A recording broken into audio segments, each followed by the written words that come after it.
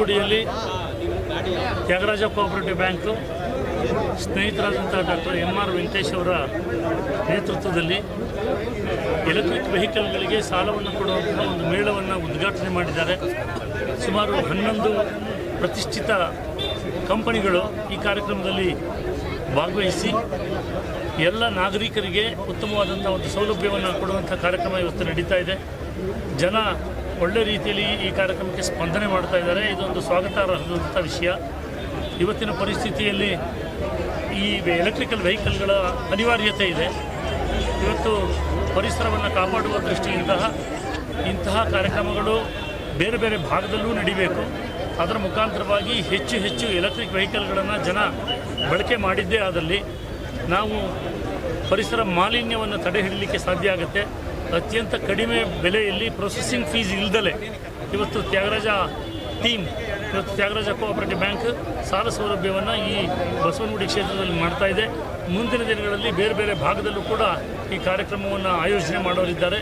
ಜನ ಇದಕ್ಕೆ ಸಹಕಾರವನ್ನು ಕೊಟ್ಟು ಈ ಸೌಲಭ್ಯವನ್ನು ಸದ್ಬಳಕೆ ಮಾಡಿಕೊಳ್ಳಿ ಅಂತೇಳಿ ನಾನು ಎಲ್ಲರಲ್ಲೂ ಮನವರಿಕೆ ಮಾಡ್ತಾ ಇದ್ದೀನಿ, ಕೋರ್ತಾ ಇದ್ದೀನಿ. ಧನ್ಯವಾದ. ಶ್ರೀ ತ್ಯಾಗರಾಜ ಕೋಆಪರೇಟಿವ್ ಬ್ಯಾಂಕ್ ವತಿಯಿಂದ ಇವತ್ತಿಗೇನು ನಾವು ಒಂದು ಈ ವಿನೂತನವಾದಂಥ ಒಂದು ವಿಭಿನ್ನವಾದಂಥ ವಿದ್ಯುತ್ ಚಾಲಿತ ವಾಹನಗಳ ಪ್ರದರ್ಶನ ಮತ್ತು ಸಾಲ ಮೇಳವನ್ನು ನಾವು ಇವತ್ತು ನಮ್ಮ ಶ್ರೀ ತ್ಯಾಗರಾಜ ಕೋಆಪರೇಟಿವ್ ಬ್ಯಾಂಕ್ ವತಿಯಿಂದ ಆಯೋಜನೆ ಮಾಡಿರ್ತಕ್ಕಂಥದ್ದು. ಇಲ್ಲಿ ಅತ್ಯಂತ ಸ್ಪರ್ಧಾತ್ಮಕವಾದಂಥ ಬಡ್ಡಿದರ 9% ಬಡ್ಡಿ ದರದಲ್ಲಿ ನಾವು ಲೋನ್ಗೆ ವಿಧಿಸ್ತಾ ಇರ್ತಕ್ಕಂಥದ್ದು. ಮತ್ತು ಸಂಸ್ಕರಣಾ ಶುಲ್ಕ ಏನು ಪ್ರೊಸೆಸಿಂಗ್ ಫೀಸ್ ಇದೆಯಲ್ಲ ಅದನ್ನು ಸಹ ನಾವು ಈ ಮೇಳದಲ್ಲಿ ಭಾಗವಹಿಸಿದಂಥವ್ರಿಗೆ ತಗೊಳ್ಳದೇ ಇರತಕ್ಕಂಥ ಒಂದು ಕಾರ್ಯಕ್ರಮವನ್ನು ನಾವು ಮಾಡಿರ್ತಕ್ಕಂಥದ್ದು.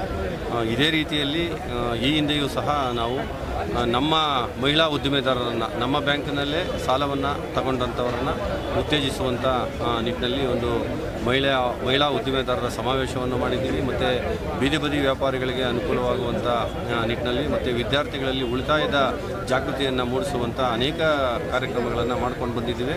ಅದರ ಮುಂದುವರೆದ ಭಾಗವಾಗಿ ಇವತ್ತು ನಾವು ಈ ಒಂದು ವಿದ್ಯುತ್ ಚಾಲಿತ ವಾಹನಗಳ ಸಾಲ ಮೇಳವನ್ನು ಆಯೋಜನೆ ಮಾಡಿರ್ತಕ್ಕಂಥದ್ದು.